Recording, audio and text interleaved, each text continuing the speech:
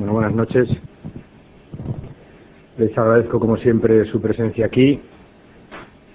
Lo hago de manera especial por tratarse de un día especial y a una hora también un tanto intempestiva. Quisiera inicialmente decirles que comparezco por voluntad expresa del secretario general del Partido Socialista, José Luis Rodríguez Zapatero, que ha querido ajustarse escrupulosamente a las reglas del juego democrático en esta jornada de reflexión. Reiteramos, pues, nuestra convicción de que este abominable crimen no admite ninguna clase de juego político. Reiteramos, asimismo, nuestro compromiso de contribuir a mantener la serenidad, la unidad y la confianza de los ciudadanos en las instituciones democráticas y en la tarea de las fuerzas y de los cuerpos de la seguridad del Estado. Reiteramos nuestra convicción de que este momento exige especialmente limpieza en el juego político. Y con la exigencia de conocer toda la verdad, reiteramos nuestro compromiso de convocar a las fuerzas políticas una vez que pasen las elecciones generales para reconstruir la unidad de todos los demócratas frente a los ataques terroristas. Queremos finalmente dirigirnos de forma especial a los ciudadanos para que mantengan la serenidad que han venido mostrando en estos últimos días. Hoy es el día de la reflexión. Mañana los españoles tenemos la ocasión, con nuestra participación en las elecciones generales, de homenajear a las víctimas y de reforzar una vez más nuestras convicciones comunes, la paz y la libertad. Los ciudadanos quieren conocer toda la verdad sobre los horribles sucesos acaecidos en Madrid en los últimos días. Y la verdad, toda la verdad se acabará sabiendo. Ese es nuestro compromiso con las víctimas. Me pongo a su disposición.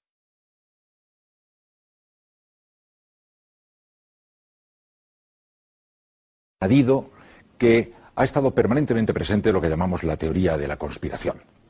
Las dudas de implicaciones, las dudas de turbios manejos para alterar el resultado electoral han estado presentes fuera de esta sala en lo que podíamos llamar el juicio paralelo en determinados puntos mediáticos. El secretario general socialista, José Luis Rodríguez Zapatero, llama al director del Mundo, Pedro J. Ramírez, y le dice: tenemos información de que entre los muertos han aparecido 2 suicidas. A partir de ahí, el rumor se extiende a la opinión pública a través de la cadena SER.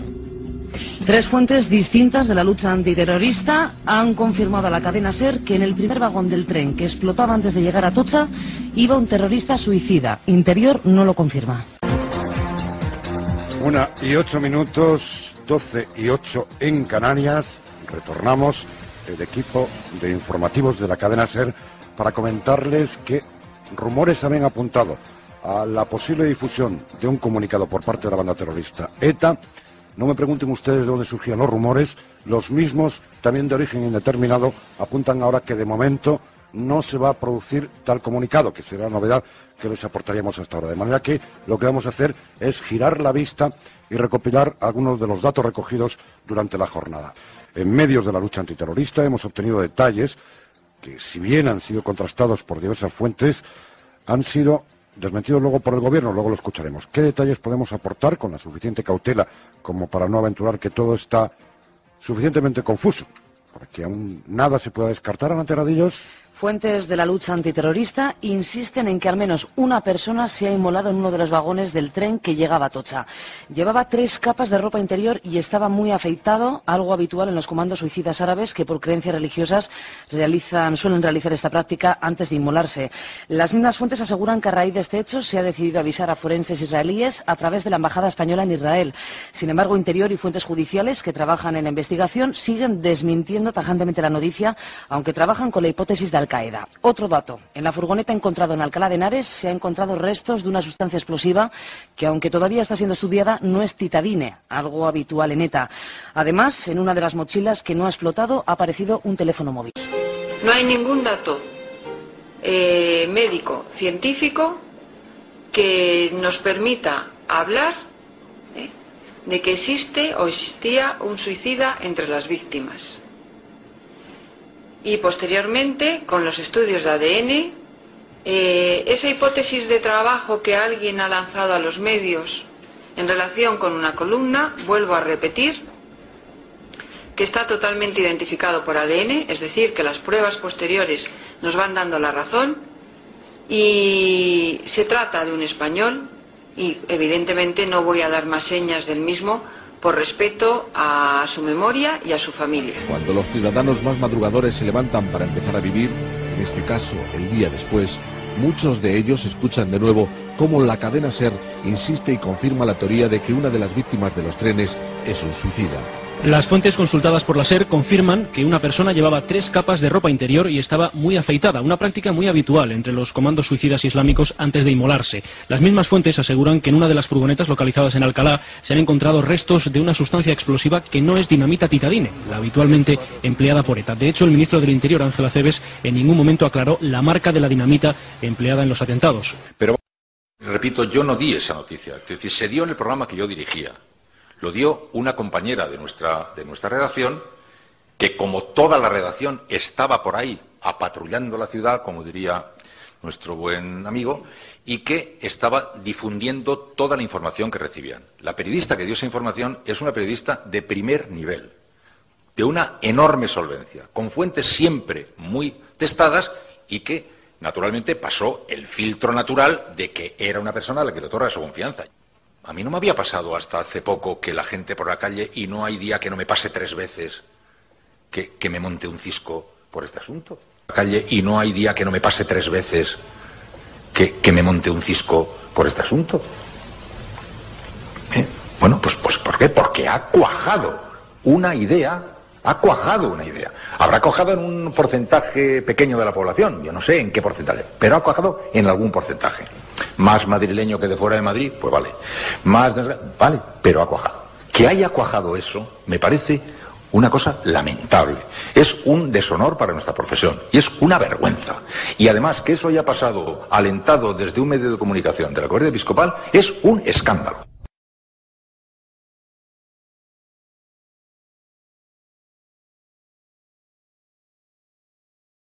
Fuentes de la lucha antiterrorista insisten en que al menos una persona se ha inmolado en uno de los vagones del tren que llegaba a Atocha. Llevaba 3 capas de ropa interior y estaba muy afeitado, algo habitual en los comandos suicidas árabes que por creencias religiosas suelen realizar esta práctica antes de inmolarse. Las mismas fuentes aseguran que a raíz de este hecho se ha decidido avisar a forenses israelíes a través de la Embajada Española en Israel. Sin embargo, Interior y fuentes judiciales que trabajan en la investigación siguen desmintiendo tajantemente la noticia, aunque trabajan con la hipótesis de Al-Qaeda.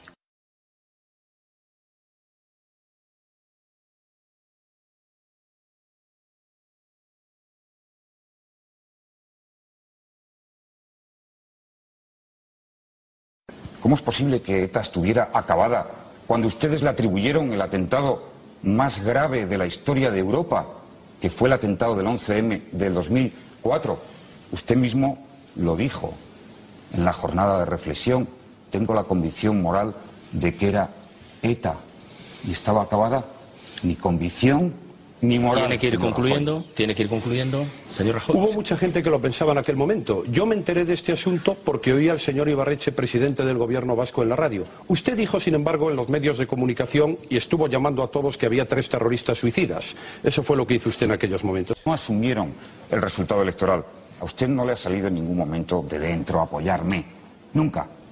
La prueba es evidente, es que en cuanto ganamos las elecciones, tuvimos que ir a una comisión de investigación del 11M. Yo respondí, como no ha hecho ningún presidente, 14 horas en esa comisión de investigación, y en 2005, en el primer debate del Estado de la Nación, ya me dijo que traicionaba a los muertos. Quienes mintieron fueron ustedes con el atentado terrorista del 11M. No solo mintieron, sino que estuvieron toda la primera fase de la legislatura intentando crear una conspiración, una fabulación indigna, inmoral, sobre lo que había representado aquel atentado, porque no asumieron el resultado electoral. Tío del 11M. Cecilio Rodríguez Menéndez, muy buenas noches. Por la vena, por la venia, ¿cómo es? Se dice venia y además puedes pedir la venia sin dar martillazos. Bueno, venga. Disculpe, señorías, que se dispara solo. Yo creo que está... ¿Ves? Otra vez, mira. Yo creo que está estropeado algo. Bueno, yo quiero protestar contra el maltrato a Rafaz Uller. Le echan, se meten con él, se ríen de su ropa de tertuliano de a tu lado. Basta ya, coño, que él también es persona. A pesar de esa pinta de chulo piscinas, pues tiene su corazoncito. Por ejemplo, esta semana supimos que Rafá es todo un poeta. Escuchen la bonita poesía que le dedicó a su churri. Alá es Dios y Mahoma su profeta. Y tú la chica que más quiero en el planeta. ¿No te parece, vamos, precioso, precioso? Precioso, precioso. Tengo los pelos como escarpias, lo que pasa es que con la peluca de perrito esta no se me nota. Literariamente yo además diría que está un poco entre Chiquito de la Calzada y Jesulín de Ubrique. Puede ser, puede ser. Por cierto, amigos de la conspiración y de que ha sido la ETA, ¿no os habéis dado cuenta del mensaje oculto? Alá es Dios y Mahoma su prof. ETA. Y tú la chica que más quiero en el plan. ETA, 2 veces, ha sido la ETA, coño. Vamos a ver si nos centramos, que ya tienes pelitos. Bueno, joder, pues con esta bobada te llena Pedro J 10 días el diario. Bueno, ya. El prestigioso diario El Mundo... Súper prestigioso. Sí, sigue empeñado en demostrar que ETA estuvo implicada en el 11M. Sí. Dios mío, ¿aún están con este tema? Sí, es para flipar. Pero no hay ya una sentencia que dice que ETA no tuvo nada que ver. Sí, pero Berto, esta gente se repite más que una chistorra hecha con ajo. Bueno, ¿yo qué quieres que te diga, amigo? Es que no sé qué. Bueno, qué fuerte, de verdad. Pero, ¿quieres discutir más sobre este tema? Bueno, si no te cortan de euro, sí, oiga, vamos, es que es muy fuerte. Pero, ¿cómo estás hablando? Pero... ¿Con quién hablas? Con una representación teatral de la opinión pública. ¿Dónde está? ¿Dónde está? Era imaginaria. Hay que haber hecho cursos de teatro para seguirlo esto. Sí. Perfecto. El caso es que El Mundo tiene un vídeo que demuestra que los perritos... Los peritos. Con una R. Peritos. No, perritos va con 2 R's. Ya lo sé, pero... ¿Perrito? Tú dices perrito, no dices perito. Sí. Perito es Perito Moreno. Un momento, por favor. Perito Moreno no es un perro moreno. Un momento, no le rías la gracia que se crece. Perito, por favor, por favor, estoy viendo... No, gracias. Pero, si quieres hablar... Es una cosa entre él y yo. Si quieres hablar de un perrito, es perrito, efectivamente. Por pero perito es una persona especialista en algo. ¿Ah, sí? ¿Los perritos son personas? No. Los perritos son animales. Los perritos son... Di perito y cállate ya. Bueno, y ya está. Di perito y ya está. Ven. El Mundo dice que los peritos... Mal escrito. Encontraron en los trenes del 11M un tipo de explosivo que también usa ETA. Si encontraron explosivo, a lo mejor sí que eran perritos. Entonces tenías razón tú. Perdóname. Lo ves. Perdóname. Minipunto para ti. Bueno. Atención, porque El Mundo está ahí. Quiero enseñaros unos titulares. El primero, el de hoy. Empiezo por el de hoy. Atención, titular de hoy, ¿eh? Bueno, así abre el periódico. Dice, los perritos oficiales tras detectar un segundo. Hay nitroglicerina. Es una putada, pero es la realidad.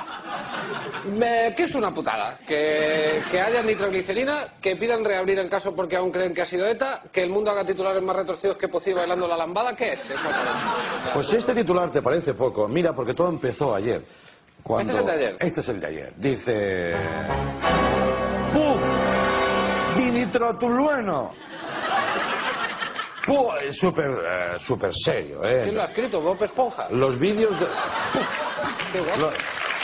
¿Qué es? ¿Qué quiere decir? Bueno, para saber de qué estaban hablando, he buscado dinitrotolueno en el diccionario de la propia página web del Mundo. Porque tiene un diccionario online, si tú no entiendes algo lo pones. Bueno, pues si tú pones dinitrotolueno en el Mundo, te sale...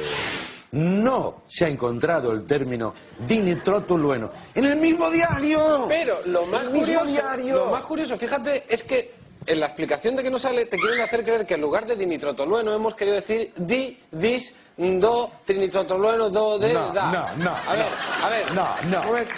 Señores. No queremos declinar un explosivo. No hablamos en latín. Señores del diccionario del Mundo, ¿qué les ha llevado a pensar que si intento escribir voy a acabar escribiendo de más y por error nitrotolueno? Sí. ¿Por qué me iba a enrollar tanto? Sí. ¿Cree que soy argentino? No. Espera. No. ¿Qué estás hablando? ¿Con ellos, no? Con ellos, están ahí. Están ahí, ¿no? Mírame cuando te hablo. Y otra cosa, y pongan bien perrito. Que no cuesta nada, ¿eh? Que hay que apoyar a los animales. Bueno, la portada de mañana mañana. ¿Quién ha ido al juicio de 11M? La becaria. Sí, hoy ha declarado el jefe de los TEDx y dice que sabían desde el principio que no había sido ETA, que Al-Qaeda... Esta historia es muy floja, Montserrat. Quiero otro enfoque. Bueno, yo pensaba hablar del concepto islamista de la yihad. En realidad... ¿Y si el jefe de los TEDx fuese un vasco que trabaja en la policía pero que en el fondo está pagado por ETA? Como Matt Damon en Infiltrados. Está muy visto. ¿Y si el 11M fuera una tapadera para encubrir algo mayor? Una cortina de humo para desviar la atención, porque el plan B era atentar contra la T4. Sí, pero la T4 todavía no existía. Es una licencia, niña. Vamos a ver. Seamos rigurosos, por favor. ¿Y si cambiamos la T4 por la sede de Endesa? ¡Oh! Rollo OPA, pero con lanzagranadas. Querían entrar, coger las acciones y llevárselas a Barcelona. No, a Moscú, como el oro de España que se llevó Carrillo después de lo de Paracuellos. Una conspiración entre la yihad islámica, los vascos, Putin y la Caixa, apadrinada por ZP y Carrillo. Me gusta, pero... ¿quién lo aborta? Rajoy. Oye, ¿pero tú crees que Rajoy cuela como salvador de España? Como mínimo fue Aznar. Esto es lo previsible. Vamos a sorprender. ¿Y si ponemos al verbo Boadella? Aznar y Boadella en un F-18. ¡Lo veo! 5 columnas. Apuntar. El 11M podría haber sido peor. Aznar y Boadella salvan a España del desastre por culpa de la conspiración de ZP y ETA contra Endesa. Chicos, a trabajar. ¿Y en la foto, jefe? En la foto poner a Scarlett Johansson, que vende mucho.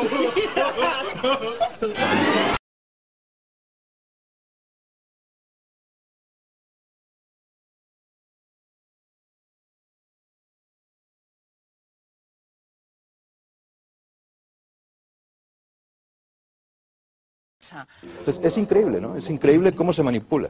Yo de la mochila, la furgoneta, yo de todas formas quería dejar claro una cosa. Es decir, lo que más me llena a mí de perplejidad es que ni siquiera los responsables políticos de la policía, que en 72 horas resuelve el peor atentado, las líneas generales del peor atentado de la historia de España, que esas mismas personas no defiendan ese trabajo que fue extraordinario, que no tiene precedentes en el mundo. Que no se puede comparar con el de Estados Unidos, por ejemplo, que es un estado con muchos más medios. Ni en Londres, ni lo ocurrido en Londres. Es que a mí, en fin, creo que la sociedad española tiene que estar orgulloso de la investigación que ha hecho la policía. Claro.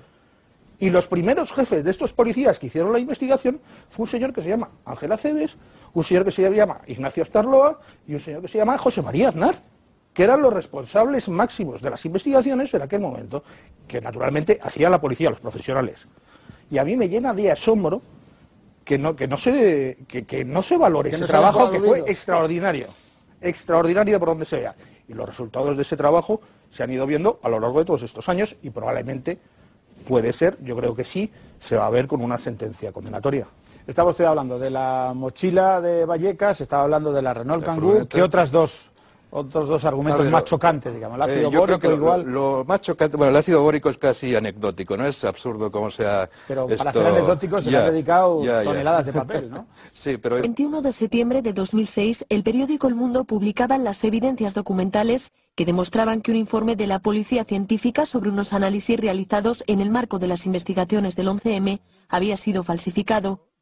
En concreto, el documento en cuestión era el del análisis de una sustancia que se encontró en casa de uno de los procesados del 11M, Hassan el-Haski, que resultó ser ácido bórico, sustancia que tiene aplicación en numerosos campos de la delincuencia, como por ejemplo el tráfico de drogas o de explosivos, ya que sirve para enmascarar olores. El informe fue mutilado para eliminar unos párrafos en los que se recordaba que en la larga historia de la lucha antiterrorista en España solo se había encontrado ácido bórico en 3 ocasiones: en el domicilio de Hassan el-Haski, en casa de un anarquista acusado de actividades terroristas y en el registro de un piso franco de ETA. La publicación del informe del Mundo sirvió como detonante para que la Asociación de Ayuda a las Víctimas del 11M presentara una denuncia ante la Audiencia Nacional, la cual ordenó una semana después que el asunto fuera remitido a los juzgados de Plaza de Castilla, al apreciar indicios de delito en los mandos de la Policía Científica que mutilaron el informe pericial. Las investigaciones iniciales revelaron que no solo se había falsificado un documento, sino que incluso se había alterado con Tipex los registros policiales para borrar el rastro de la falsificación. Sin embargo, el juez Garzón intervino en el caso y, de acuerdo con la Fiscalía, decidió tomar declaración en contra de toda lógica jurídica a los peritos que habían elaborado los informes originales que posteriormente otras personas mutilaron. Y en una sorprendente pirueta policial, decidió imputar a esos peritos un delito de falsificación. En otras palabras, en lugar de imputar a los mandos policiales que habían alterado un informe para eliminar de él una serie de párrafos, Garzón imputó un delito a quienes habían realizado el informe original. La campaña que se desató contra los 3 peritos de la policía científica, especialmente desde las páginas del País y el ABC, fue feroz. Sin embargo, después de esa crucifixión pública, la Audiencia Nacional terminó revocando todas las resoluciones de Garzón y exculpando, como no podía ser menos, a los peritos que habían redactado el informe original.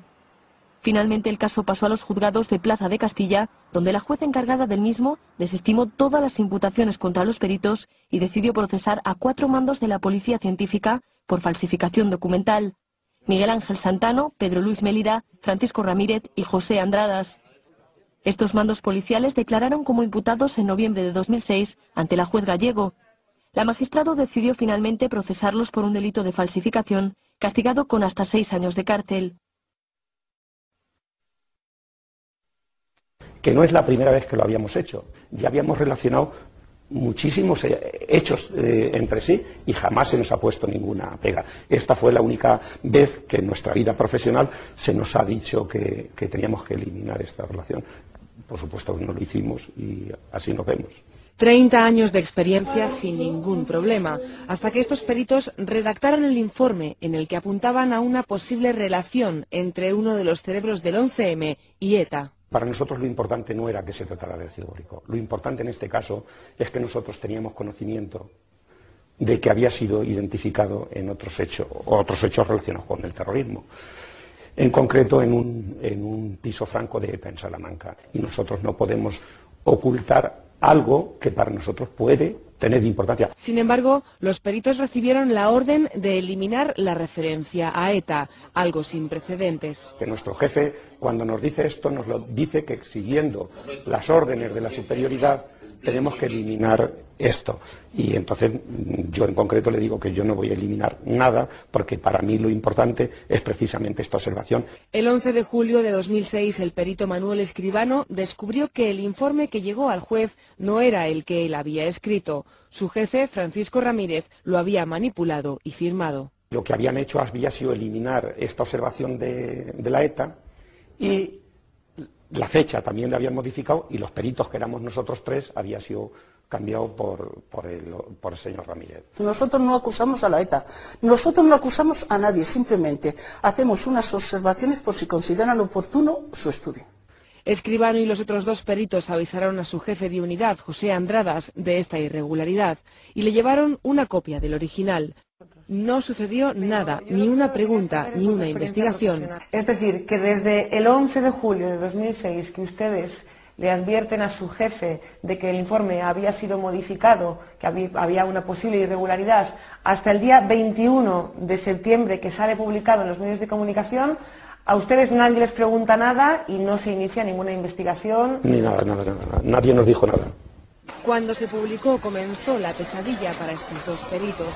Su informe había sido manipulado y sin embargo eran ellos los que se veían imputados por el juez Garzón que les acusaba de falsificación. Falsificación no la hay desde el punto de vista lógico. Luego todo lo demás pueden ser hipótesis que cada uno tiene que hacerse personalmente. Yo tengo las mías, pero son tan graves que realmente públicamente no me atrevo a decirlo. Ahora la jueza Gema Gallego ha retirado la imputación contra los peritos y todo ha pasado para ellos. Entraron como testigos, pero pronto se dieron cuenta de que algo pasaba. El señor Garzón no quería saber lo que había ocurrido, sino que ya existía una predisposición, ¿no? Y quería oír unas respuestas que no se ajustaban a la realidad. Entonces, cada vez que yo no respondía a lo que él quería oír, me gritaba, ¿no? Ya eran las 2 de la madrugada. Garzón había comenzado los interrogatorios a las 5 de la tarde. La declaración más larga fue la de la perito Isabel López. Él hace que no entiende, tergiversa continuamente, pasan 2 horas, se levanta estirándose, estoy cansado, le dicen los fiscales y les dice, tengo que ir al servicio. Usted mientras apuntándome con el dedo. Usted mientras corrige las copias y las firma. Según cuenta la perito, Garzón volvió del baño con más energía y endureció el tono. Venga, que tenemos que continuar. Y ya venía en plan, digamos, vulgarmente más flamenco. Él argumenta que el ácido bórico es una cosa muy vulgar, que él lo tiene incluso en su casa para el olor de pies. Yo le digo que dudo mucho que él tenga 1 kilo, 1,3265 gramos en su casa para el olor de pies. Cuando ya se están aproximando el final de las 4 horas, salta todo destemplado. Entonces, ustedes me han querido engañar, porque el documento 11 vuelve a la carga con el documento 11. Me han querido engañar, nos han querido engañar.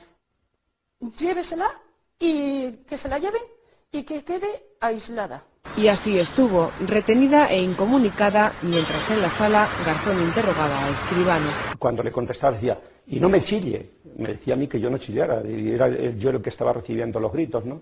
Y digo, perdone señoría, que no grito, que es mi forma de hablar. Y no me llame señoría, ¿no? O sea, digo, perdone señoría, y no me vuelva a llamar señoría, pero, perdón. A las 2 de la madrugada terminó el interrogatorio. Habían entrado como testigos y salieron como imputados, acusados de haber falsificado su propio informe. Se enfrentaban a penas de cárcel y a perder su trabajo. Gracias a la Confederación Española de Policía, que nos prestó su servicio, y allí pude observar cómo este abogado se preocupaba de nosotros y decidí que le iba a pedir y me llevase a mí también el caso, nada más. Yo me quedé que solo atinaba a decir, esto es mentira. Una pesadilla que vivieron por negarse a modificar su informe. El día que tenga que faltar a la verdad, me tendré que ir de la policía. No podré trabajar para la policía porque si estoy para defender la verdad, ya me puede usted explicar qué pinto yo trabajar en la policía. La cúpula de la policía científica, ya absuelta, se sentó en el banquillo de los acusados por un presunto delito de falsedad documental. A principios de 2005, la policía mandó analizar una sustancia encontrada en casa de Hassan El Haski, uno de los imputados del 11M. Los 3 peritos a los que se adjudicó el caso determinaron que se trataba de ácido bórico e incluyeron, como siempre hacían, que esa misma sustancia también se había encontrado en un piso franco de ETA y a un joven antisistema que colocaba cócteles Molotov. Aquellas observaciones no implicaban que existiera ningún tipo de relación entre la banda terrorista y el 11M, pero tampoco sabían la importancia que podía tener para el caso, dado que el 95% del sumario se encontraba bajo secreto. A pesar de ello, los jefes de aquellos peritos les exigieron que eliminaran toda referencia a ETA por orden de la superioridad, y ante su negativa, uno de sus jefes, Francisco Ramírez, lo mutiló él mismo y firmó el informe como si fuera él quien hubiera realizado aquellos análisis. Ahora la Audiencia de Madrid reconoce todos estos hechos, pero considera que no son constitutivos de delito y disculpa a los acusados porque dice actuaron abducidos por la relevancia sociopolítica del caso. Todo ello a pesar de que a lo largo de la sentencia reconoce de manera reiterada el cúmulo de irregularidades administrativas que se cometieron. Entre otras, reconoce que el uso del famoso Tipex constituye un método inadecuado e impropio de cualquier organismo oficial, pero dice no supone una falsificación, en tanto en cuanto su uso era habitual en el laboratorio. Y es que para el tribunal lo importante era determinar que la sustancia en cuestión era ácido bórico. Las demás alteraciones, al margen de la relevancia que pudieran tener, considera que son tangenciales e intrascendentes en la medida en que no se ha podido demostrar cómo habrían afectado al resultado del proceso del 11M. El que había perpetrado. Bueno, pues ya ven, irregularidades por todas partes, pero aún así, absueltos los 4 mandos policiales. O sea, unos peritos hacen un informe, llega el mando policial, les dice que lo cambien, ellos dicen que no, meten la tijera, cambian con Tipex el registro, cambian el informe, cambian el firmante, pero todo eso para el tribunal no es delito. Y no es delito porque dice que lo que se quitó no era relevante. Pero claro, pues ahí la pregunta es, ¿Y quién eran esos mandos policiales para decidir lo que era relevante y lo que no? Porque yo pensaba que quien dirigía la investigación era el juez del Olmo. Pero claro, ahora ya me doy cuenta de que no. Debía de ser el señor Santano el que dirigía la investigación. Y a pesar de que el 95% del sumario estaba declarado secreto en el momento de mutilarse ese informe, el señor Santano debía conocer esas... Conocía todo. Nosotros no teníamos acceso, efectivamente el 95% del sumario estaba bajo secreto, pero el señor Santano lo conocía todo y sabía que aquello pues era una tontería, ¿no? ¿Y para qué íbamos a ponerlo y se iban a molestar? A lo mejor creaba confusión, decían, dice la sentencia, o sea que... Confusión, hombre, teniendo en cuenta que 4 meses antes de mutilarse ese informe, el juez del Olmo había ordenado explícitamente en un oficio que se le informara de todos los datos que relacionaran a ETA y a los islamistas, por ejemplo, en cuanto a proveedores, en cuanto a cosas, pues resulta muy curiosa esa decisión de los mandos de la Policía Científica. Pero el tribunal del caso del ácido bórico ha decidido que era irrelevante. Apenas unos minutos después de que se conociera la sentencia, Alfredo Pérez Rubalcaba, el ministro del Interior, convocaba una rueda de prensa para mostrarse, como no podía ser de otra manera, satisfecho por la absolución de los 4 mandos policiales, pero se le olvidaba un pequeño detalle, especialmente importante, máxime cuando ocupa el cargo que ocupa. ¿Cuál? Pues leerse la sentencia. Escuchen. Me alegro del contenido de la sentencia. Y me alegro porque ha acabado con la pesadilla de 4 policías honestos que se han visto involucrados en este tema por aquellos que quisieron colar a los españoles la patraña de que ETA estaba detrás del 11M. La sentencia pone las cosas en su sitio. Los 4 policías eran honestos y ETA no estaba detrás del 11M. Eso es una patraña de la cual este asunto del ácido bórico formaba parte. La sentencia se la vamos a repartir ahora. Si les parece, la están estudiando. Yo no la he visto, pero se la vamos a repartir y el secretario de Estado que la ha estudiado les hará algunos comentarios. Yo no la he visto porque acabo de llegar de un acto. Insisto, es que no me pregunte por qué no la he leído, se lo aseguro. Acabo de llegar como usted, igual ahora mismo. Bueno, yo creo que mucha gente ayer, al escuchar estas palabras de nuestro ministro del Interior, sintió verdadera vergüenza. Pero bueno, antes de responderle nosotros mismos, si les parece, vamos a escuchar al abogado de la Asociación de Ayuda a las Víctimas del 11M, que dejaba muy claro cuál era el sentir de buena parte de la sociedad. El señor Rubalcaba ha reconocido que ha hecho esas declaraciones sin haber leído la sentencia. Yo creo que si hubiera leído la sentencia no habría dicho lo que ha dicho, que se moriría de vergüenza, ¿no? Porque la sentencia lo que dice es que su comisario general de Policía Científica comete irregularidades administrativas para ocultar a una mención a ETA. Eso es lo que dice la sentencia. Dirá que no es delito, pero los hechos yo creo que son bastante vergonzosos para el Ministerio del Interior, ¿no? Y si él dice que esto demuestra que estaba ETA o que no estaba ETA, es que no ha seguido el juicio y no sabe cuál era el objeto del juicio. El objeto de este juicio no era si estaba ETA o no estaba ETA en el 11M. El objeto de este juicio era ver si una serie de policías, de mandos de la Policía Científica, habían cometido unas irregularidades al omitir una mención a ETA falsificando un informe. Se ha declarado probado que así es y eso es lo que dice la sentencia.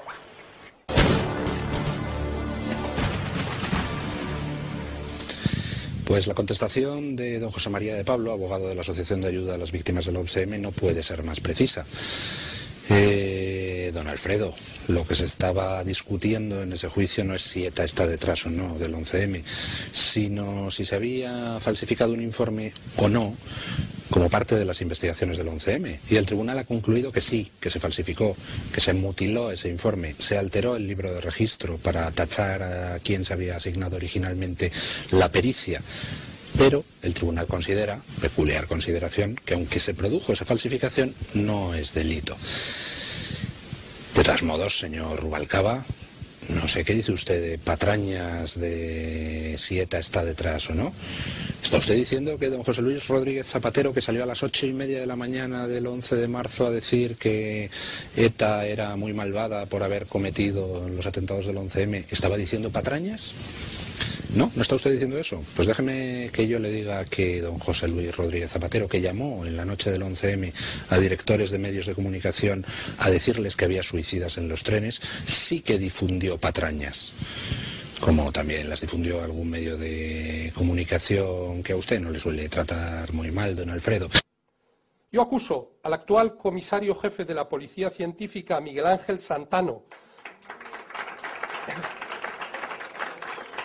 y a sus subordinados Pedro Mélida, José Andradas y Francisco Ramírez, de mantener una línea de conducta supuestamente orientada a la manipulación y ocultación de pruebas, al alterar, de forma inveraz, tal y como ha establecido la justicia, un informe pericial que podía contradecir la versión oficial de lo ocurrido, dejando patente que, al margen de la propia trascendencia de dicho informe, existía una consigna política para orientar la investigación en una única dirección. Señor Rajoy, hombre, que usted hable de excusas de mal perdedor o de mal pagador, pero si se ha pasado desde que perdió las primeras elecciones intentando justificar en las cosas más insólitas, como las teorías del 11M, que abrazó durante un tiempo, su derrota electoral. Esas teorías que afortunadamente el tiempo ha puesto a cada uno en su sitio. Bien, es verdad que habrá gente que siga pensando en las cosas más abominables que se dijeron y formularon sobre el 11M. Igual que hay gente que todavía piensa que Elvis Presley vive, o que hay gente que todavía piensa que no cree que el hombre llegó a la luna. Esa es la realidad. Nosotros, Pablo Muñoz, que es periodista, es compañero, un buen profesional del diario ABC. Muchísimas gracias, muy amable por estar aquí. La primera cuestión, ustedes desmenuzan en su blog, pieza por pieza, frase por frase, todo lo que se ha venido a llamar la teoría de la conspiración, o la teoría de la patraña, o la teoría de la mentira. Si usted tuviera que explicarle a alguien que no sabe nada de este juicio, ¿cómo desmontaría esa teoría? ¿Cuál sería la idea fundamental? A ver, perdón, yo creo que tenemos que empezar definiendo qué es una teoría conspirativa. Las teorías conspirativas no son nuevas, han existido siempre, ¿no? Y bueno, yo lo defino como la convicción de que hay una serie de poderes prácticamente omnipotentes y omniscientes trabajando en la sombra que controlan cierto tipo de acontecimientos, ¿no? Una serie de acontecimientos. Las personas que creen en esto, pues piensan que la realidad no es real, ¿no? Valga la contradicción. Es virtual. Pues, sí, exacto, es una realidad virtual. Incluso usan mucho los ejemplos tipo Matrix y este tipo de cosas, ¿no? O sea, una de las cosas que llama la atención es que sus ejemplos suelen ser siempre cinematográficos o de ficción, ¿no? Entonces tiene una desconexión con la realidad de principio. Hay también un elemento de desconfianza en las instituciones y en el Estado de Derecho, encuentro yo. Maniqueísmo, ¿no?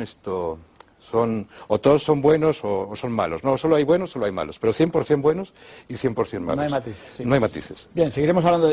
Pablo Muñoz, usted está siguiendo el juicio.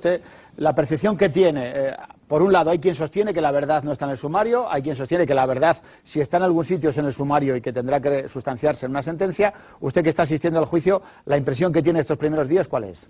Yo la impresión que tengo es que empieza a demostrarse las cosas que hay en el sumario. No voy a decir que se vaya a demostrar todas las cosas que hay en el sumario, pero sí es evidente que empiezan a aparecer elementos que confirman una única autoría, que es el islamista, que confirman plenamente la procedencia de los explosivos, que es la trama asturiana, y que por tanto las grandes líneas del sumario están empezando a tomar fuerza en las sesiones de la historia. Vamos a un aspecto concreto. Se ha dicho que el explosivo que se ha encontrado demostraría que no es el terrorismo islamista el que ha cometido el atentado. ¿Qué tiene usted que refutar a eso? Bueno, a ver, en primer lugar, el argumento que se usa es que aparece algo llamado DNT, ¿no? Y que el DNT no está dentro de los componentes de la goma 2 seco, que es el explosivo utilizado según el sumario. Ahora, esto de decir que como aparece un compuesto que no está en la goma 2 seco, entonces no hay goma 2 seco, es como decir que en un guiso, porque hay pimienta, no hay sal. O sea, usted encuentra pimienta y dice, bueno, aquí no hay sal, ¿verdad? Es un argumento absolutamente absurdo. Puede haber pimienta, puede haber sal. Puede haber sal, puede haber otro tipo de ingredientes, claro, albahaca, en fin. albahaca, etcétera, ¿no? Entonces, lo que sabemos es que, a ver, las pruebas que hay fuera de lo que es el análisis como tal, de que estalló goma 2 seco son abrumadoras. Dígame la más abrumadora. Por ejemplo, que hay una sentencia ya de que el señor Trasorras estaban traficando con dinamita, con goma 2 seco específicamente, ¿sí? La operación People, que se llama. También hay una sentencia firme, y esto es firme, ¿no? En el caso del gitanillo, que era este muchacho, este menor de edad, que también llevaba la dinamita desde Asturias hasta Madrid, al menos en algunos viajes que hizo, precisamente a las manos del chino, que fue uno de los autores de los atentados.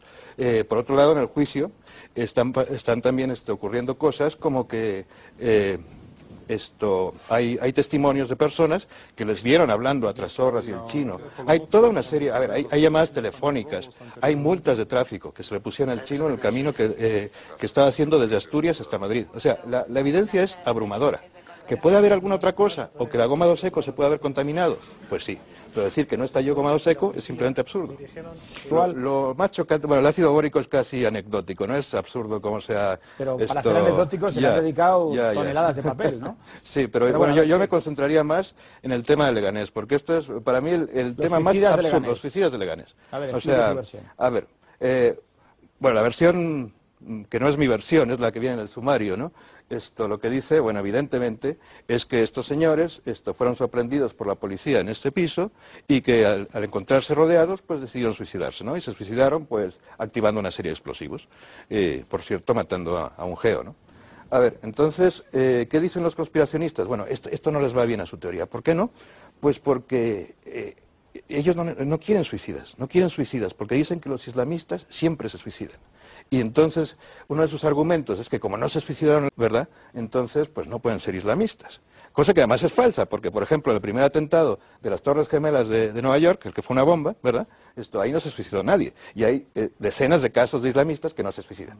Pero bueno, el tema es que tratan de descalificar ese suicidio. Y si no son islamistas y tampoco se han suicidado en Leganés, ¿qué ha pasado con aquella gente que estaba ahí en Leganés? Son las teorías más absurdas, claro, a ver. Se dice, por ejemplo, que ya estaban muertos y que los llevaron ahí. Y se usan argumentos como que no había sangre en las paredes. Fíjese usted, no había sangre en las paredes.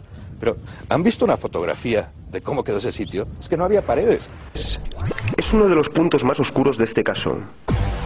Un piso que tras la explosión nos mostraría unas paredes blancas sin rastro de sangre. ¿Puede haber sangre en las paredes?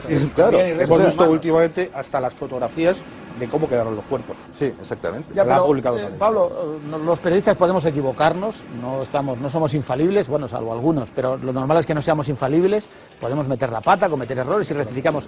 Pero, ¿cómo se puede gestionar dentro de la profesión la gente que miente deliberadamente, claramente, y dice, por ejemplo, que esos cuerpos estaban muertos, no se sabe dónde ni cuándo, y que se introducen allí en el piso y siguen luego escribiendo? ¿Cómo es esto? Mira, nosotros en el periódico hemos decidido que vamos a dar las noticias que están contrastadas.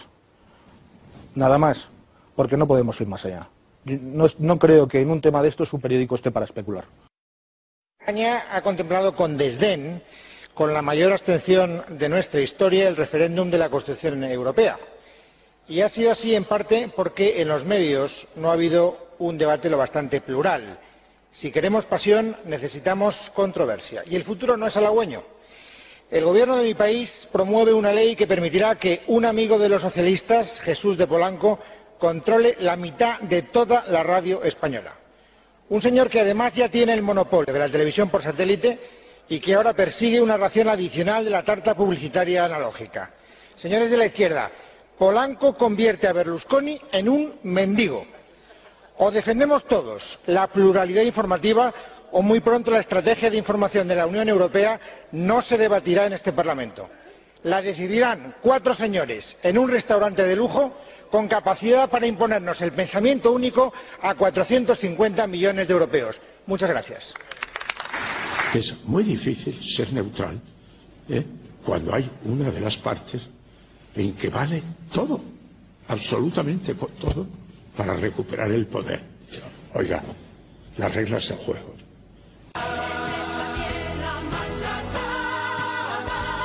Tiene que abrir sus ventanas, el pueblo miente la nueva vida. Y para que se hay que cambiar.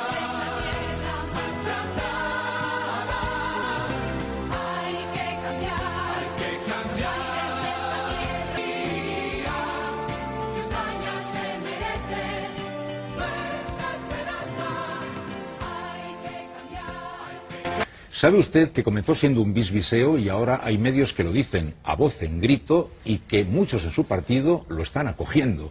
Que se trataba de un asunto en el que implicados policías, implicados servicios secretos, implicados etarras, implicados hasta miembros del Partido Socialista, se estaba intentando organizar algo parecido a un golpe de Estado. Hay gente en su partido que está alentando este. Yo nunca he escuchado a nadie en mi partido, nunca, el hacer esas afirmaciones. Y si hay ¿Insinuaciones alguien... en ese sentido? No, perdón, Iñaki. Si hay alguna persona en mi partido que haya dicho que detrás está el Partido Socialista o los servicios secretos, yo agradecería mucho que se me dijera aquí el nombre de la persona y en qué medio de comunicación lo dijo y en qué día. Porque esa persona no podría estar en mi partido. Le puedo decir en nombre de... El Partido Popular huye de la verdad.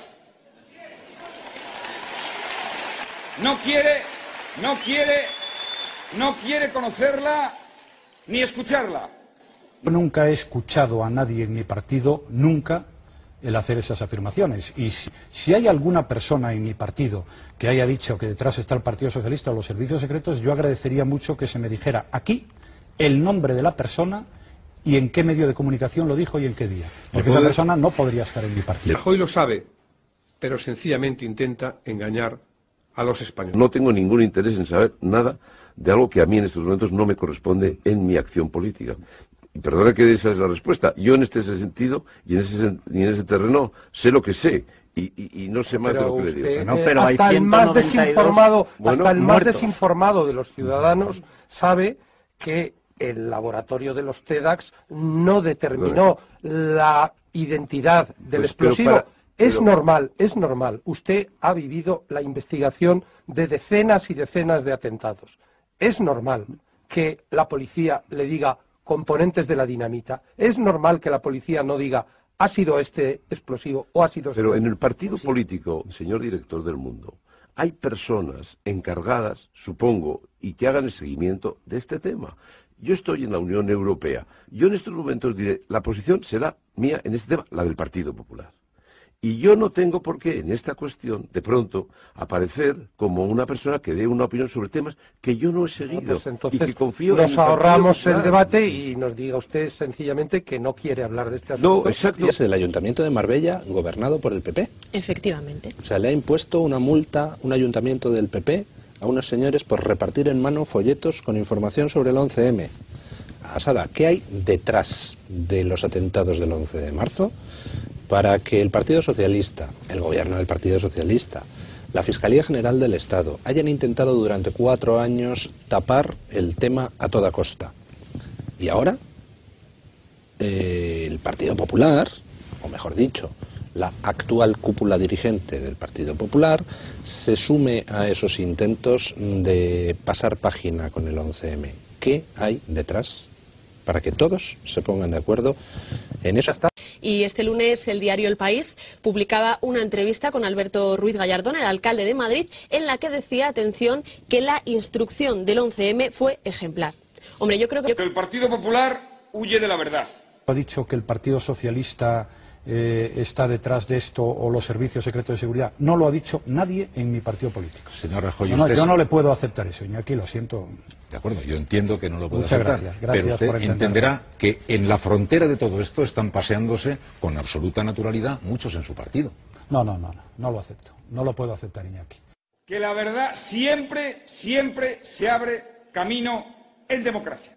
La sentencia dice, y el Supremo lo ha confirmado, quién cometió el atentado y cómo lo hizo.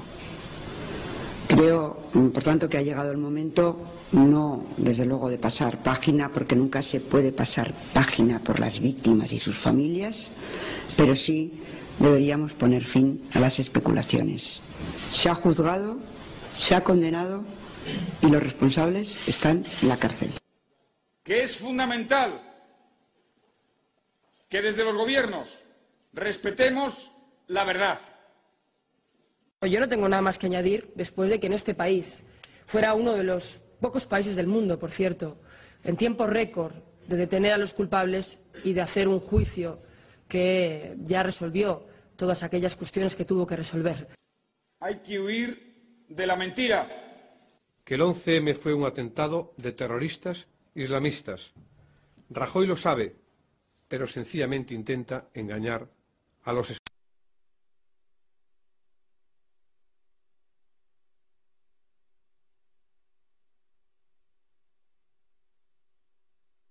El atentado del 11 de marzo lo cometieron terroristas islamistas.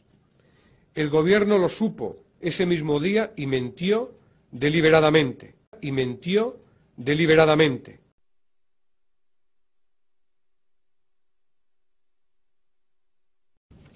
El gobierno del PP, por lo tanto, mintió a sabiendas entre el 11 y el 14 de marzo del año 2004. Los dirigentes del Partido Popular, que son las mismas personas que protagonizaron aquel engaño masivo, han querido confundirlo y enturbiarlo todo durante estos 42 meses. No es cierto que hayan apoyado la investigación, la han obstaculizado y la han intentado retrasar y desacreditar.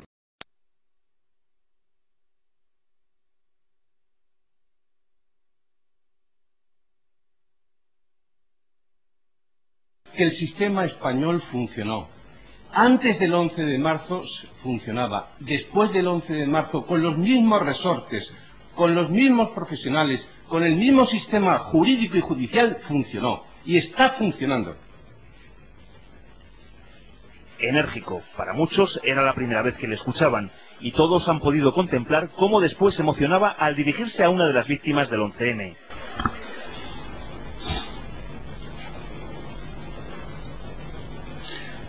Laura, la justicia va a dar respuesta a muchas cosas.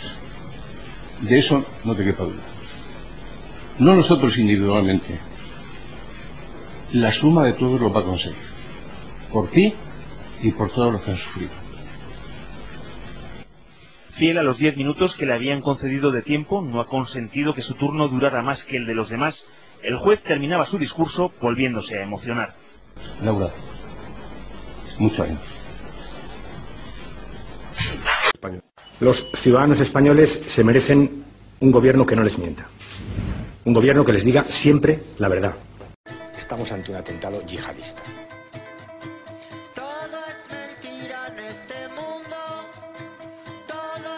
Los terroristas han atacado al Estado, han atacado a nuestra sociedad, han atacado en definitiva nuestra libertad y nuestra democracia.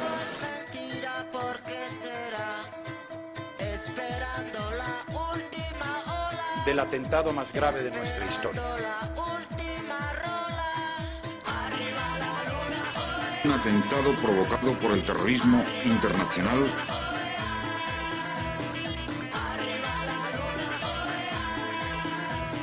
El atentado del 11 de marzo lo cometieron terroristas islamistas, el mayor atentado terrorista de nuestra historia.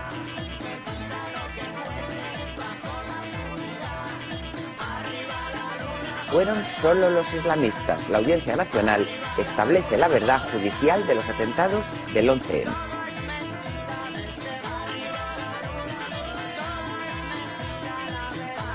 La duda será qué dinamita explotó en los trenes.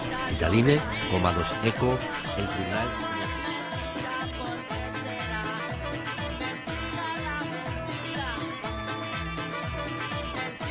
Se han encontrado brutalmente confrontados con la muerte y el sufrimiento. Un escenario de pesadilla se ha apoderado de todos los hogares españoles para mostrar la cara más cruel y asesina del terrorismo.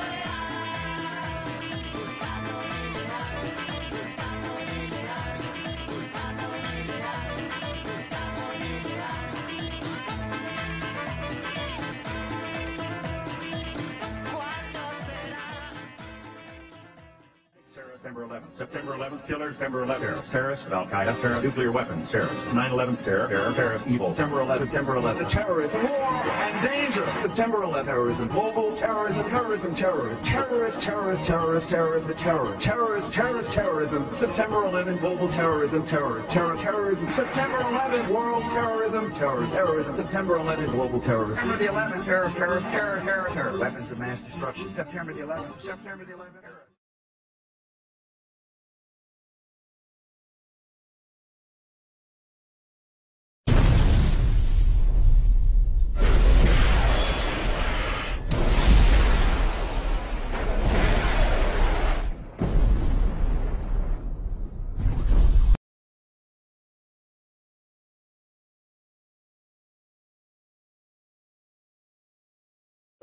Que eso solo podían hacer de un grupo de gente verdaderamente preparada, con un gigantesco talento geoestratégico que había organizado todo aquello. Todo es mentira en este mundo,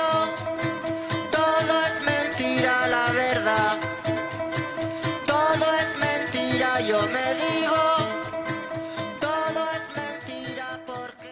Los ciudadanos quieren conocer toda la verdad sobre los horribles sucesos acaecidos en Madrid en los últimos días. Y la verdad, toda la verdad se acabará sabiendo. Y la verdad, toda la verdad se acabará sabiendo. Ese es nuestro compromiso con las víctimas. Me pongo a... Es una chapuza detrás de otra. Es imposible que alguien que organice un atentado de este tipo para cambiar unas elecciones haga tantas chapuzas juntas. Es decir, habría alguna huella de alguien. Habría un vídeo de una cámara que les ha cogido mientras iban a Asturias. Había un pub en Asturias donde se ve al chino con el otro. Habría habría algo, pero es que no hay nada. ¿Sabes por qué no hay nada? Porque van improvisando los culpables. Ellos durante el primer mes no saben quién van a ser los culpables, hasta la semana en que aparecen. Primero, la furgoneta Kangoo se hace el análisis oficial, como sabes, el 20 y tantos de marzo, y después salen las fotos en los periódicos. Ahí sí, ahí dicen, estos van a ser los malos. Y salen, ya los han seleccionado, ¿no? Los han seleccionado. Y alguien dice, pues si tú metes a este, yo meto a mi radical el tunecino. Y el CNI dice, si tú metes al radical tunecino, yo meto a la Mari. Fíjate por dónde. Y empiezan unas discusiones entre ellos brutales. Y al final dicen, bueno, consenso, estos son los malos. Y entonces salen en los periódicos. ¿Qué pasó en Leganés, don Fernando? Pues que los reunieron allí y adiós, buenas tardes. Eso es lo que pienso. Pero estaban muertos ya antes de la explosión. No tengo ni idea si estaban muertos, si estaban vivos, si quiénes estaban, no estaban, no tengo ni idea, pero eso es un cierre de archivo, que así se llama el argot de inteligencia, y punto final. Y esto se va por los aires y se acabó. La muerte del GEO y la profanación. Bueno, la muerte del GEO, pero ¿cómo es posible que todas las fuerzas de seguridad del Estado, en algo tan importante como que te han matado un GEO, que es, el GEO es el estandarte, el héroe de la jornada, es decir, el único individuo que ha muerto cumpliendo su deber en unas circunstancias tan dramáticas? La tumba, la profana, la llevan, primero sabían dónde estaba la tumba, cosa que es bastante asombroso. A mí me ha costado enormemente encontrar el garaje de esta casa, imagínate encontrar la tumba en ese cementerio. Bueno, entonces la profana y las fuerzas de seguridad dicen, no descansaremos hasta dar con estos individuos. Adiós, buenas tardes, hasta hoy. Anda, fíjate, parece, anda que no dejaron pruebas, o sea, dejaron palas, dejaron seguramente huellas, dejaron rastros genéticos, dejaron de todo. Pues no hemos sido capaces de hablar ni del tema. Si tu teoría es esa, sí, y es cierta, ¿cómo puede ser que el gobierno quiera ocultar con tanto celo la verdad del 11M sin ni siquiera, o sea, ya no te digo ocultarla, es que el gobierno quiere ocultarla, pero no creo que solo sea por la manipulación posterior? Vamos a ver, el gobierno actual y el anterior, pausa valorativa, los dos han fabricado esta mentira. El gobierno actual y el anterior. ¿Ha quedado claro? O sea, no el PSOE, no, el PSOE y el PP. Han fabricado esta mentira. La sociedad se la ha creído, no te digo mayoritariamente, cada vez menos, según dicen que ahora el 95% creen que no saben todo lo que pasó, pero se la han creído fundamentalmente. Nadie la va a desmontar. ¿Por qué creen ellos que hay que fabricarla y tapar la verdad? Pues porque la verdad es muy complicada. La verdad es muy complicada. Estamos hablando de un asunto de Estado. ¿El Estado se va a meter ahora con otro Estado a pedirle explicaciones? Vamos, no lo hacen aquí ni lo hacen en ningún lado. La mentira ha colado. Los que nos hemos dedicado a esto hemos quedado como auténticos gilipollas. Todavía hay una lucha a muerte, e insisto, entre la Guardia Civil y la Policía y el CNI para ver quién se lleva las culpas. Y le dicen que tú me estás diciendo que el locutorio de... Pero oye, pero si el locutorio lo tenéis plagado de cámaras y de micrófonos. ¿Os acordáis de Cacho y aquel primer artículo que escribió tan magnífico? Dice, pero si lo tenéis plagado de micrófonos, ¿qué me estás contando? ¿Y tú? ¿Pero qué me dices del tunecino si le estáis siguiendo y tenéis todas las conversaciones grabadas? Y empiezan a echarse la culpa unos a otros porque no les cuadra. Y cuando a mí me viene la Guardia Civil y me dice, es mentira lo de las papeles de los cartuchos de Leganés, es mentira. Nosotros no nos lo hemos creído y están mintiendo por algún motivo. Eso me dice a mí la Guardia Civil. Y hay un coronel de la Guardia Civil muy importante de Estado Mayor, que lo tengo por aquí, que a mí me reúne en un bar de Las Rozas, y me dice: todo esto que te están contando es una filfa. Todo. Y empiezan a decirme: están todos fichados, todos están controlados. Tienen cámaras en todos esos sitios que habéis citado. Tienen mucha gente en el Leganés. Es un piso trampa. No han hecho los controles de metalografía, no solamente los restos, sino la metalografía en los trenes. Los han destruido por alguna razón. Y esto me lo dice un coronel de Estado Mayor de la Guardia Civil. ¿Por qué me lo dice? Porque no tragan la versión oficial durante el primer mes. Y las luchas entre ellos son a muerte. Y la UCO, con ese chico brasileño tan famoso, que ahora va diciendo otras cositas, está buscando a los verdaderos culpables entre unos y otros. Y hay un recelo monstruoso entre ellos. Y se espían. En una comisaría ya nadie habla, porque se han puesto micrófonos dentro, se controlan los teléfonos, y unos y otros no saben con quién están, y no saben a qué grupo quedarse, hasta que el 2 de junio más o menos, alguien muy superior a ellos les dice: está bien, hasta aquí hemos llegado, la versión es esta y punto final.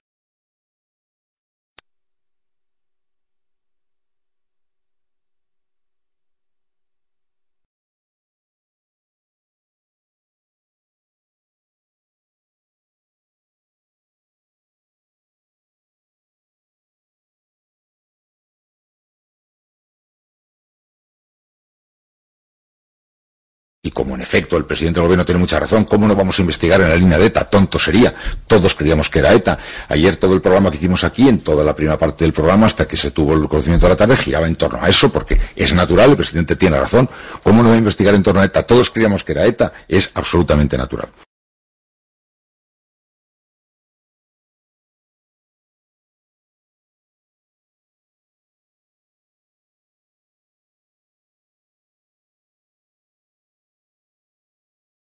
Con un dato, yo creo que de máxima importancia y de última hora. Ana Terradillos. 3 fuentes distintas de la lucha antiterrorista han confirmado a la cadena SER que en el primer vagón del tren que explotaba antes de llegar a Atocha iba un terrorista suicida. Interior no lo confirma.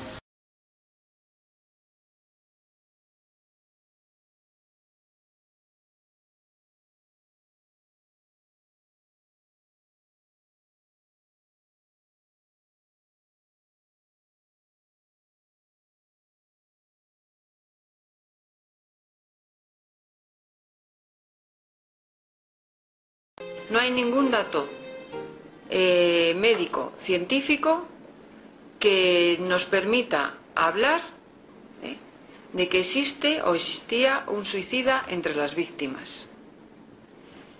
Y posteriormente, con los estudios de ADN, esa hipótesis de trabajo que alguien ha lanzado a los medios en relación con una columna, vuelvo a repetir, que está totalmente identificado por ADN, es decir, que las pruebas posteriores nos van dando la razón, y se trata de un español, y evidentemente no voy a dar más señas del mismo por respeto a su memoria y a su familia.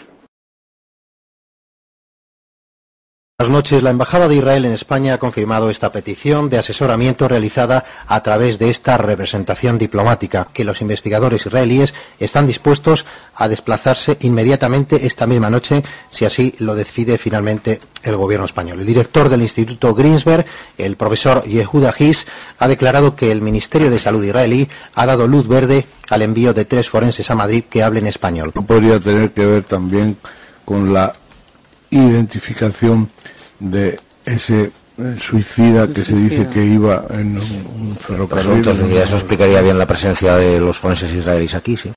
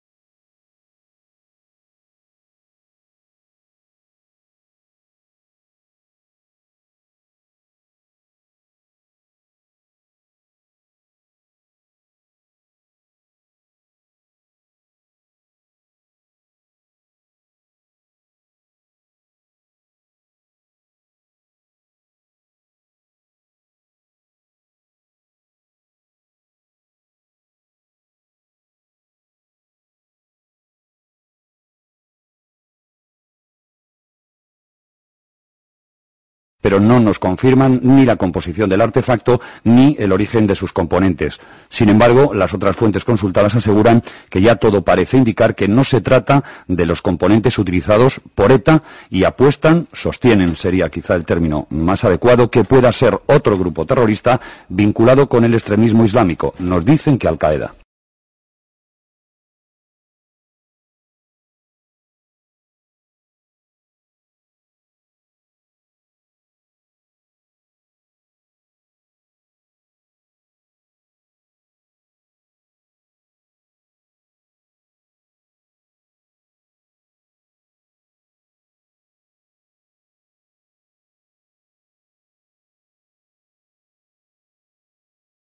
Porque no tiene sentido que yo escuche en la SER, perdona que lo vuelva a insistir, que un portero ha visto a 2 personas salir de esa furgoneta, y lo hemos escuchado aquí hace 2 horas, y que no tengamos las guías digitales de nadie, por poner un ejemplo.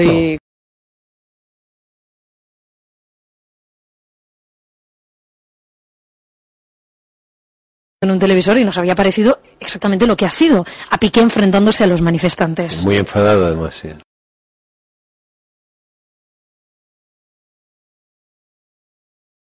Y sin embargo, cada día tengo más dudas de que el ministro de Interior está mintiendo, porque no me puedo creer que sea tan incompetente de no haber traducido una cinta del árabe en 30 horas. Y no me puedo creer que eso sea tan incompetente como no para no saber de quién son los contratos o cómo se gestionaron los contratos de los teléfonos móviles que se han encontrado. Bueno, por lo tanto, empiezo a sospechar que el ministro Aceves, que no sé qué pinta y me ofende que esté en esa manifestación, está manipulando con fines electorales el dolor de 1000 y pico personas y de todos los países. Decía que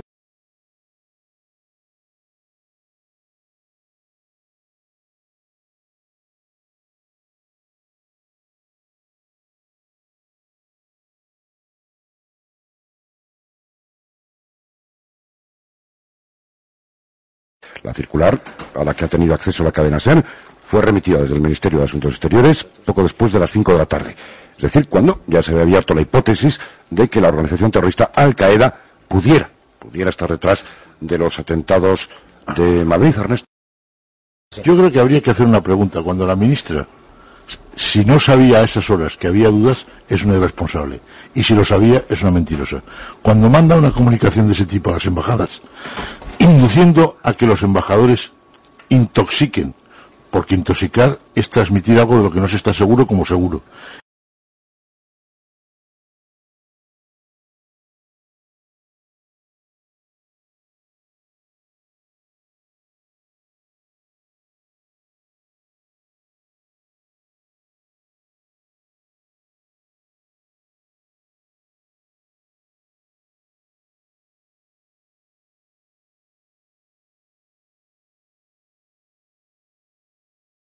Han pasado 2 años y medio desde el 11 de septiembre de 2001 hasta el 11 de marzo de 2004. 2 años y medio y en concreto 911 días. Y alguien nos decía, ¿no les llama a ustedes la atención? Porque en el mundo anglosajón las fechas se ponen día primero, mes después, ¿no? 9 del 11. 911. Yo no sé si algún periódico norteamericano, algún medio, ha hecho alguna elucubración sobre estas cábalas. Alguno comentaba, también he escuchado antes en televisión, que además 911 aquí es el número de la policía, es un número que se identifica como fuerza de seguridad del Estado, digamos, ¿no? Quizá también pueda tener entre esas cábalas algún tipo de interpretación. De las casualidades que se daban, el que hiciera exactamente 2 años y medio exactamente del 11 de septiembre, son cosas también que llevan a pensar a que no se puede descartar esa pista como hizo el ministro Aceves en el...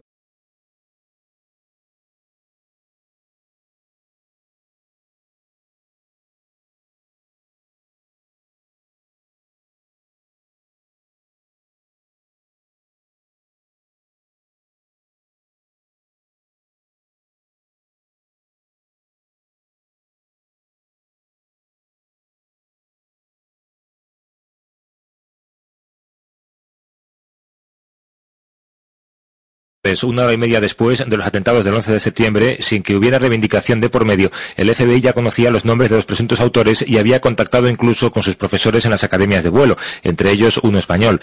Por eso los expertos en análisis antiterrorista no parecen entender que casi 36 horas después de los atentados de Madrid todavía no se ofrezcan pistas fiables.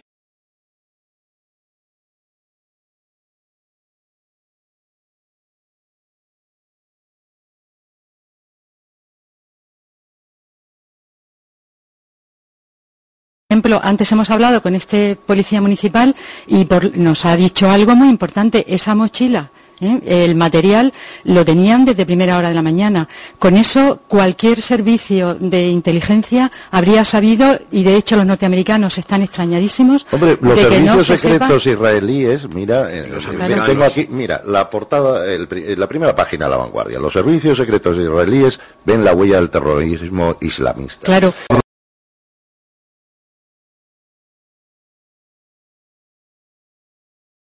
Que es que los servicios norteamericanos e israelíes, que no son sospechosos de gran izquierdismo, los servicios israelíes y norteamericanos han dicho bastante claramente que hay muchísimas pistas que apuntan a Al-Qaeda. Eso lo han dicho siempre fuera de España. Aquí apenas atisbos, apenas nociones. ¿Por qué? Porque el PP de alguna manera, no lo ha dicho, pero de alguna manera se está sobreentendiendo que bueno, para su discurso es mucho mejor que sea ETA.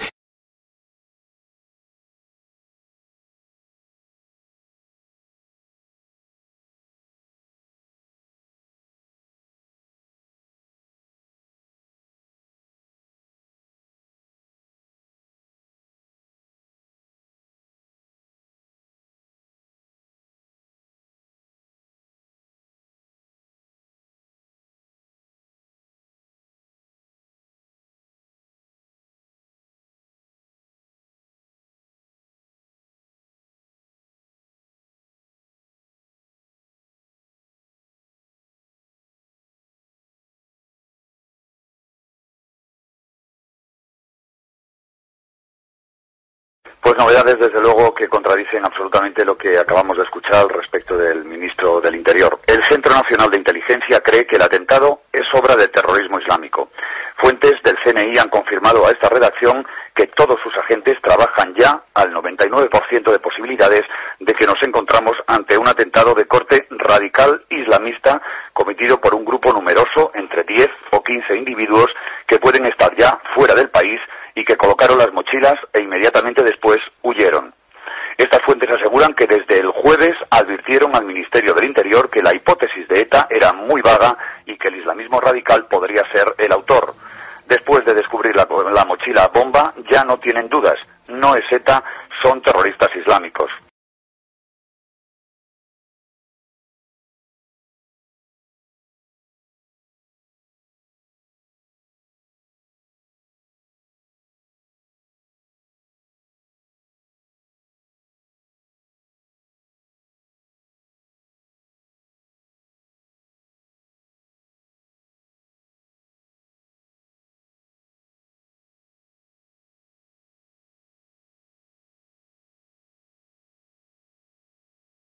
El Centro Nacional de Inteligencia acaba de emitir un comunicado en el que dice que no es cierto y no tiene sentido lo afirmado en la cadena SER respecto a que este centro haya abandonado totalmente la línea de investigación en beneficio de esta u otra, es decir, la línea de investigación que apunta la autoría de ETA.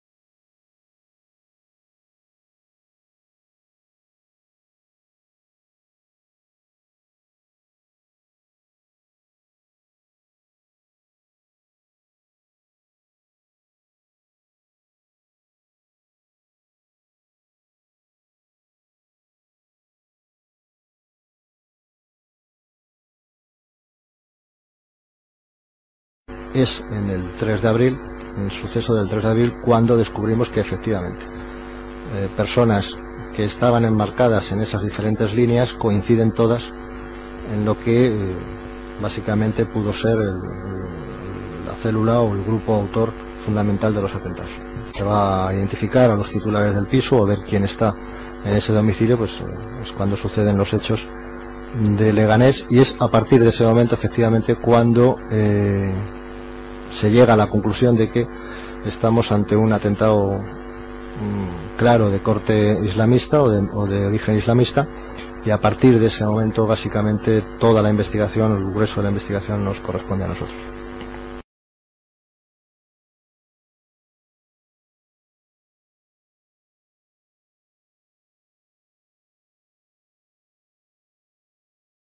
Además, la policía cuenta ya con una evidencia absolutamente relevante sobre la procedencia y origen de la cinta cassette encontrada en la furgoneta de Alcalá de Henares. Según fuentes conocedoras de esta pesquisa, la cinta tiene su origen en Egipto. Fue probablemente comprada en su capital y trasladada hasta España por alguno de los integrantes del comando que actuó en Madrid. Las fuentes consultadas confirman con este nuevo dato la evidencia de que los atentados fueron diseñados y perpetrados por elementos radicales islámicos y no por ETA.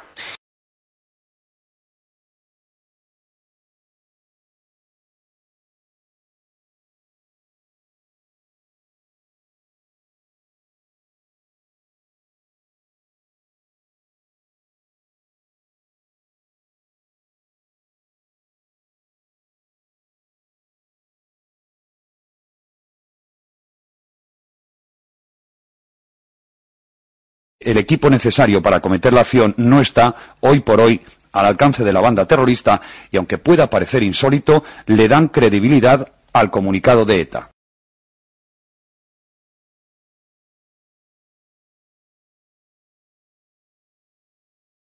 A mí casi me matan en enero del año 2001 con un teléfono móvil adosado a una bomba en el cementerio de Zarauz. Y ese método en Europa solo lo usaba ETA, quiero decírtelo.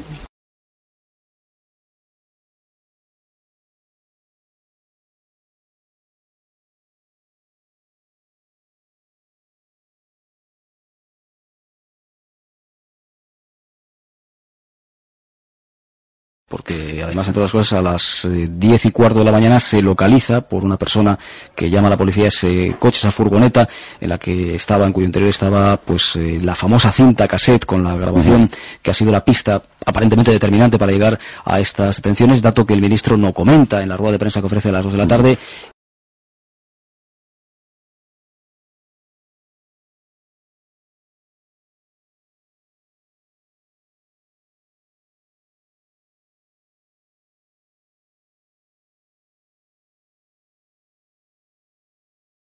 Sin duda, la policía, después de estas detenciones, no duda que va a haber más, que van a ir en cadena. Hay algunos detenidos, algunas personas que están siendo interrogadas en Barcelona.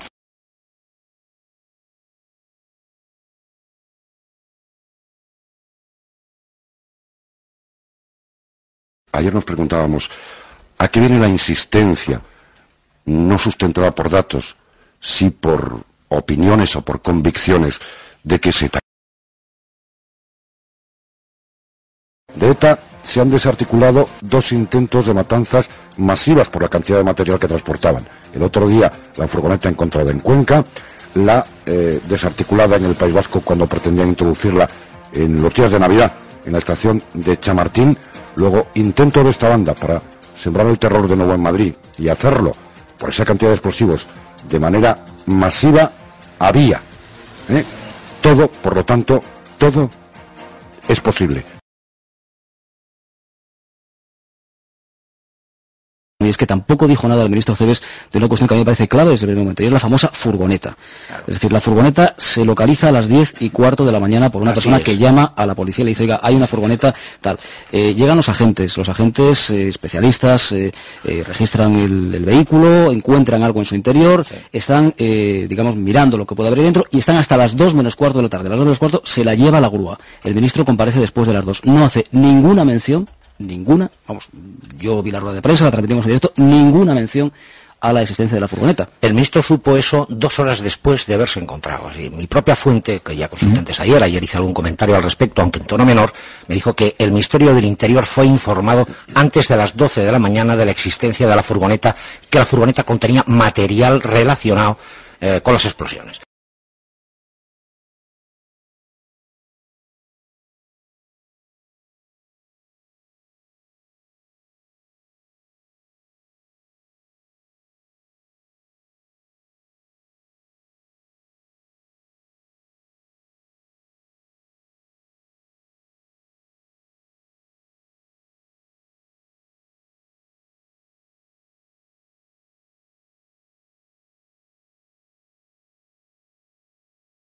Es verdad también que el ministro del Interior el primer día ocultó datos, ocultó un dato fundamental. Él dijo que habían 13 mochilas y que las 13 habían explotado. Dijo que no existía, desgraciadamente, ninguna mochila que permitiera analizar el material. 2 horas antes, la policía le había informado al ministro de que existía esa mochila. Es decir, yo no puedo creer ya en la buena voluntad del gobierno. Yo, desgraciadamente, lo lamento profundamente. Siempre he creído en la honradez profunda del ministro del Interior y básicamente también del Gobierno de la Nación, y más en casos así. Yo lamento profundamente que ante el dolor de todo el país no hayan tenido la honradez moral, la honradez política de afrontar las cosas desde la neutralidad y desde la eficacia de su trabajo. Me siento avergonzado, os lo confieso. Sí.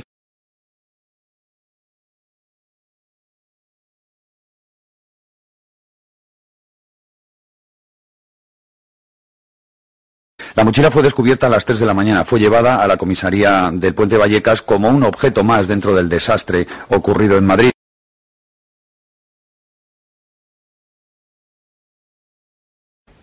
Tampoco le pedíamos al ministro del Interior, cuéntenos usted qué dice esa cinta. Relátenos usted qué dice. No. Lo que nos extrañó es que él contara que no había sido analizada. ¿Cómo no ha sido analizada la cinta 30 horas después de que fuera encontrada en esa furgoneta de Alcalá de Henares? Resultaba creíble que no hubiera sido analizada.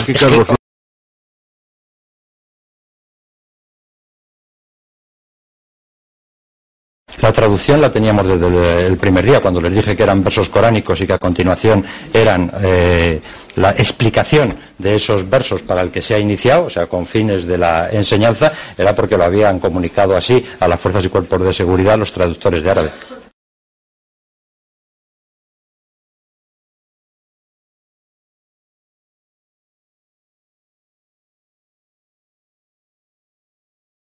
Director de Informativos, Dani, buenas noches. Hola, buenas noches. Nada, solamente indicar que, parece que el ministro está confirmando una por una las informaciones que ha ido dando la cadena SER y solo nos llama la atención un dato. El ministro ha dicho que han recibido a las 19:40 una llamada en Telemadrid en la que ponían en conocimiento la existencia de un vídeo con la reivindicación. Los servicios informativos de la cadena SER esta mañana tenían ya noticias de la existencia de un vídeo en el que se podía contener la reivindicación. No hemos ofrecido esa información, lógicamente, porque la teníamos que contrastar con más fuentes policiales. Es nuestra forma de trabajar. Recibimos información y la contrastamos. Pero este es el dato.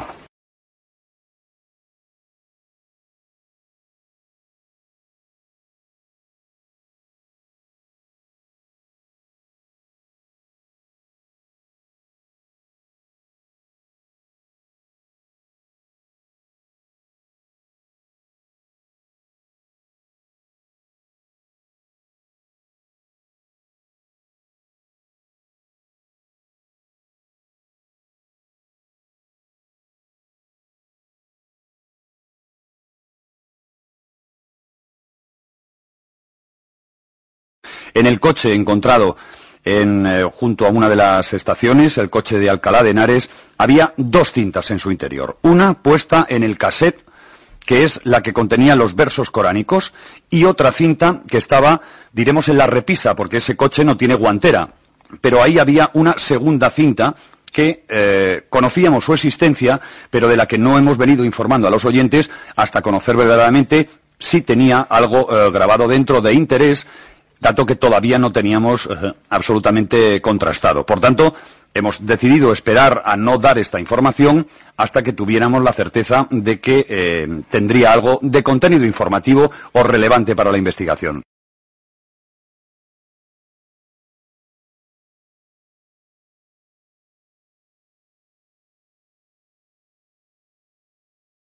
y también entre otras cintas se ha encontrado una en árabe que contiene versículos del Corán dedicados a la enseñanza.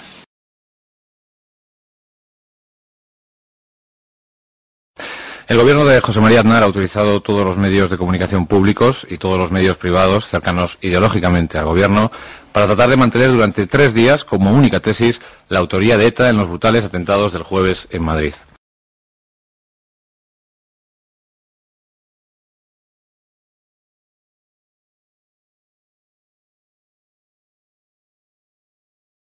La certeza, porque nada me gustaría más como presidente del gobierno que decir los asesinos son estos. Nada me gustaría más. Y ponernos a disposición de la justicia. Cuando lo podamos decir, lo diremos.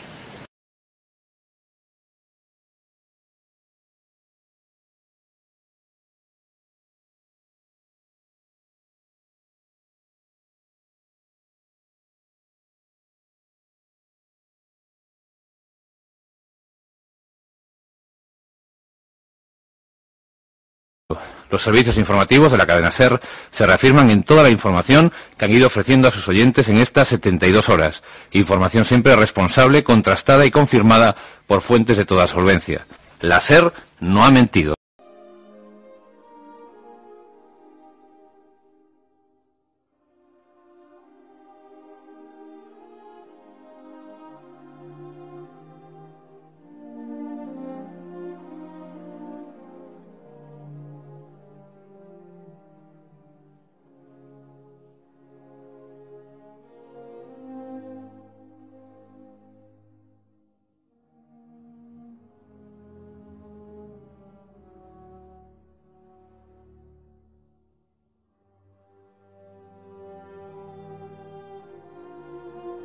Fuentes de la lucha antiterrorista han apuntado a esta cadena de emisoras la posibilidad de que al menos un terrorista suicida se haya inmolado en uno de los trenes.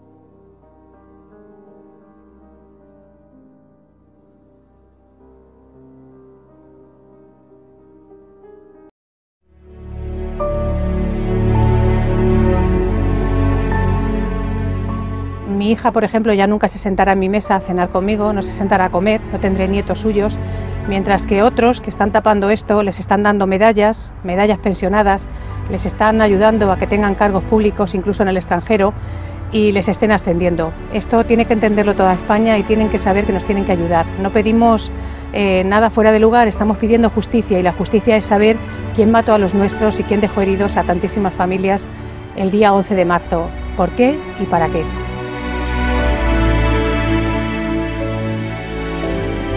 ¿Qué no ocurriría el 11M para que todo el mundo sienta miedo de investigarlo con libertad y con profesionalidad?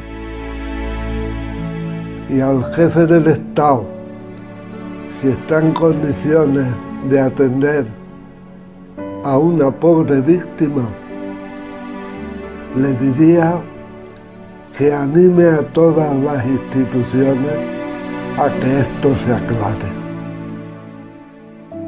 Nosotros, si seguimos luchando por la verdad, no lo hacemos ni con ánimo de revancha ni con odio a los que lo hicieron.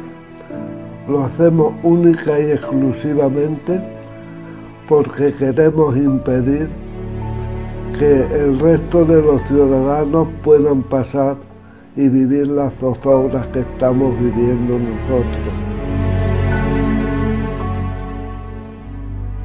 Y si después de decir esto nadie se siente interpelado para luchar por evitar el terrorismo, pues entonces la sociedad española necesita entrar en la UBI inmediatamente.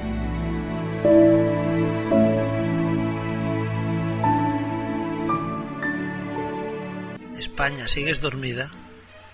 España, por Dios, despierta, que han pasado 7 años desde la terrible fecha.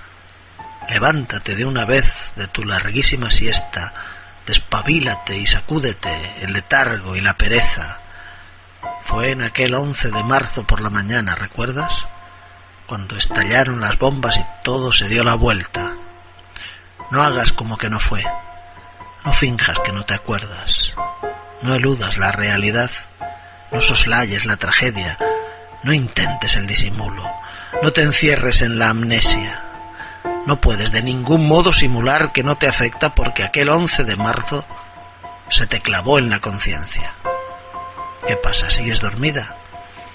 España, por Dios, despierta.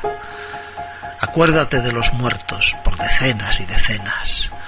Acuérdate de la gente con las heridas abiertas vagando por los andenes, llorando lágrimas secas y un espantoso silencio cuajándosele en las venas. No te acepto que me digas que ya casi no te acuerdas. Y es que tienes que acordarte, porque la gente era nuestra, que éramos nosotros mismos. ¿O acaso no te das cuenta? ¿Qué pasa? ¿Sigues dormida? España, por Dios, despierta.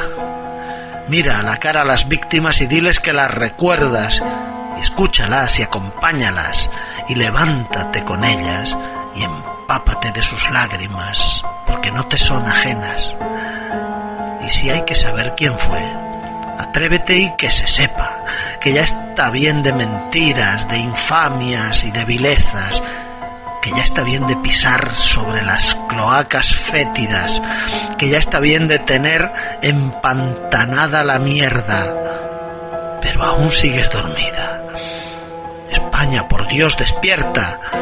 Echemos chorros de agua purificadora y fresca y baldeemos a fondo toda la cochambre infecta, que han pasado 7 años y la herida no se cierra, que todo lo que nos pasa se origina en esa fecha, que no es hora de dormir, que ya se acabó la siesta, que sin dignidad tu alma se envilece y se enajena, que sin memoria ya nunca serás la misma que eras, que sin justicia jamás te quitarás las cadenas, que sin verdad la desdicha se te come la conciencia, que tu libertad depende de echarle valor y fuerza, que ya está bien de evasivas, de escrúpulos y bajezas, que han pasado 7 años.